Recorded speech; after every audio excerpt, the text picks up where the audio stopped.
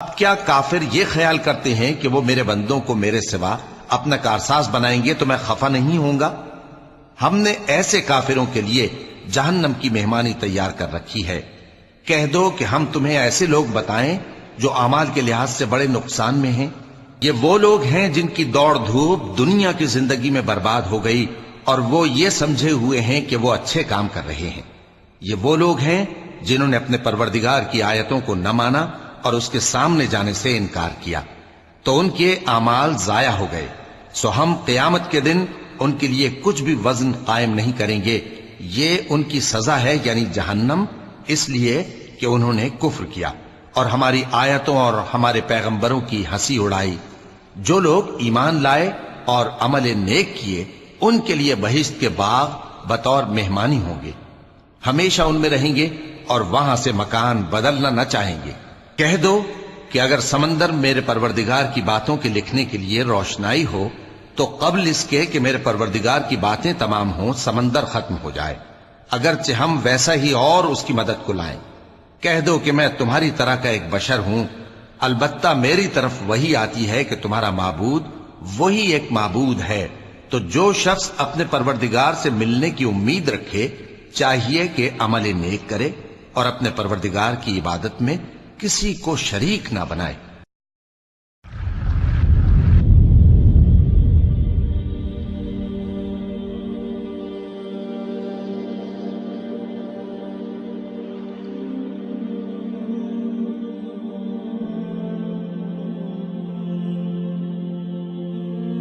بسم اللہ الرحمن الرحیم۔ السلام علیکم دوستو۔ کہتے ہیں کہ باطل کے غلبے کے لیے طاغونی قوتیں ہمیشہ سے ہر قسم کا حربہ استعمال کرتی چلی آئی ہیں، اور ان حربوں یا ہتھ کنڈوں میں 4 چیزیں ہیں جو کہ سورہ کاف میں بیان کردہ 4 واقعات کا مرکزی نقطہ ہے۔ سب سے پہلے اس صورت میں کچھ نوجوانوں کا واقعہ بیان ہوا ہے جو روم کی بت پرست حکومت کے شہری تھے، مگر حضرت عیسیٰ علیہ السلام کے مخلص پیروکاروں کی دعوت توحید پر ایمان لا کر شرک سے تائب ہو گئے تھے۔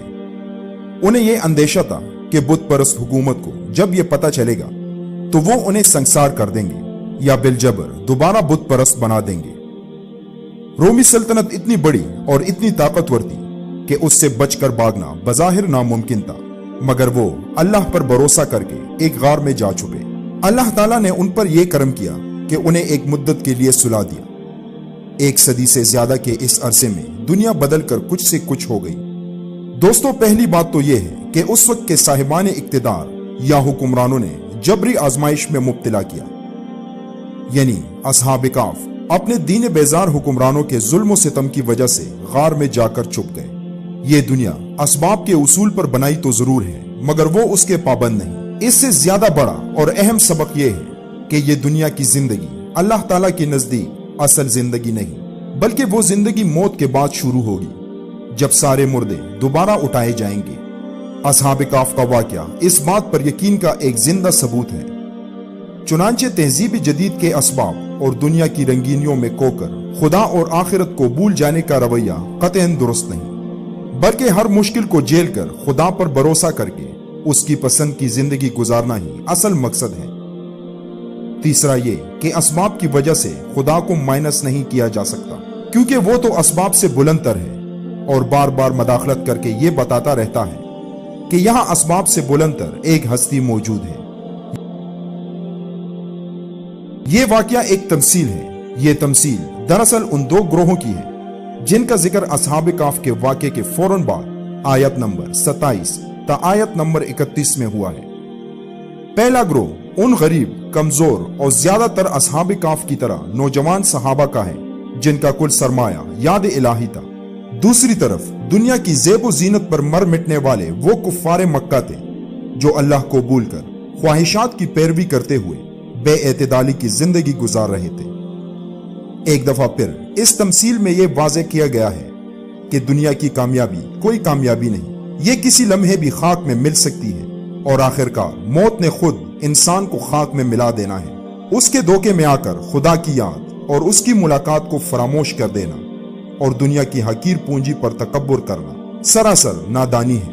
اصحاب الجنہ کا قصہ سرمایہ داری و مادیت پرستی اور اس کے بڑے انجام کی تمثیل پیش کرتا ہے، یعنی اس باغ کا مالک جو اس باغ کے پھلوں اور میووں پر اتراتا نہ تکتا تھا، اور پھر اس کا تکبر ہی اسے لے ڈوبا، اور راتوں رات اس کے باغ کو ایک نامعلوم آگ نے جلا کر خاکستر کر دیا، اور اس کے مالک کے لیے چھوڑ دیا ایک احساس ندامت اور احساس ضیاء۔ اسی حقیقت کو اس تمثیل کے فوراً بعد ان الفاظ میں کھول کر بیان کیا گیا ہے، اور ان سے دنیا کی زندگی کی مثال بھی بیان کر دو کہ وہ ایسی ہے جیسے پانی جسے ہم نے آسمان سے برسایا تو اس کے ساتھ زمین کی پیداوار مل کر نکلی، پھر وہ چورا چورا ہو گئی کہ ہوائیں اسے اڑاتی پھرتی ہیں، اور اللہ تو ہر چیز پر قدرت رکھتا ہے۔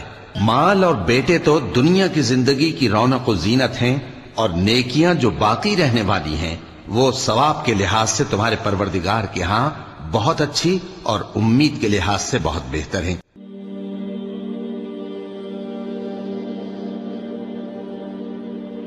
حضرت خضر علیہ السلام اور حضرت موسیٰ علیہ السلام کے قصے میں اسی بات کی نفی سکھائی گئی ہے کہ بظاہر نظر آنے والی ایسی چیزیں جو اپنی طبیعت پر بعض اوقات گراں گزرے، انہی میں اللہ کی کیا مصلحت پوشیدہ ہے، یہ صرف اللہ ہی بہتر جانتا ہے۔ اسی لیے زیادہ باریکی میں نہیں جانا چاہیے، اور نہ ہی کسی پریشانی یا وسوسے سے وہم میں پڑ کر کفر کی حدوں تک جانا چاہیے، جیسے آج کل کے ہمارے ملحدین اور لبرل حضرات جو اللہ پر طرح طرح کے نعوذ باللہ اعتراضات اٹھاتے ہیں، کیونکہ اللہ اپنی مصلحتوں کو بہتر جانتا ہے کہ کس کے لیے کیا صحیح ہے اور کیا غلط۔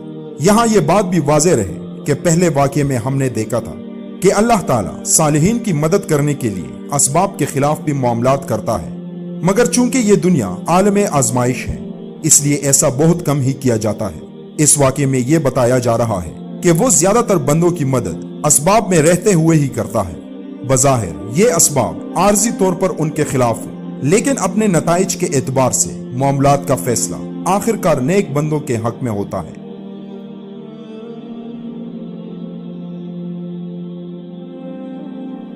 اس صورت کے دوسرے واقعے میں ہم نے ان کفار کا معاملہ دیکھا تھا جو مال و اسباب پا کر تکبر اور غفلت میں مبتلا ہو جاتے ہیں اور اپنے مقام و مرتبے کو اپنے عمل کا نتیجہ سمجھ بیٹھتے ہیں۔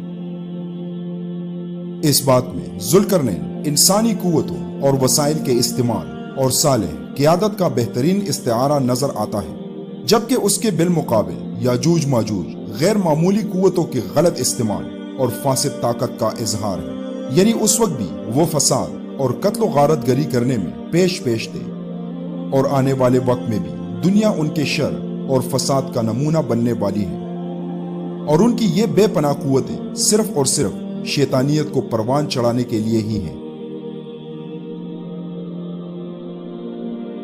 یہاں یہ چاروں چیزیں یعنی اقتدار، دولت، عقلیت اور غیر معمولی طاقت ہمیشہ سے تاریخ کے گزرے ہوئے اور موجودہ ادوار میں اہل حق کے راستے میں ایک ایک کر کے رکاوٹ کڑی کرتی رہی ہیں، لیکن یہ چاروں مل کر اہل حق کا گھیراؤ کریں، یہ صرف دجال کے دور میں ہی ہوگا۔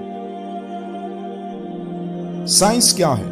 سائنس مادے میں چھپی ہوئی فطری قوتوں کے انکشاف کا نام ہے، اور جادو غیر مادی فطری قوتوں کے ناجائز استعمال کا نام ہے۔ انسانی نفسی قوتیں اور خیالات بھی ایک غیر مرئی یعنی نہ نظر آنے والی مؤثر طاقت کی حیثیت رکھتی ہے۔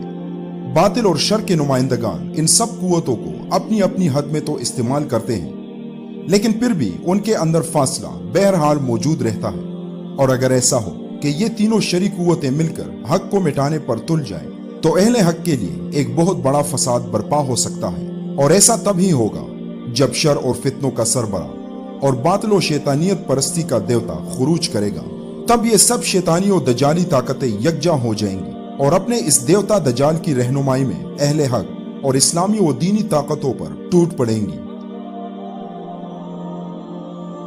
اللہ اس برے اور پرکٹن آزمائشی دور سے سب مسلمانوں اور اہل حق کی حفاظت فرمائے، اور ہم سب کو دجال اور اس کے فتنوں، قبر اور جہنم کے عذاب سے محفوظ رکھے، آمین۔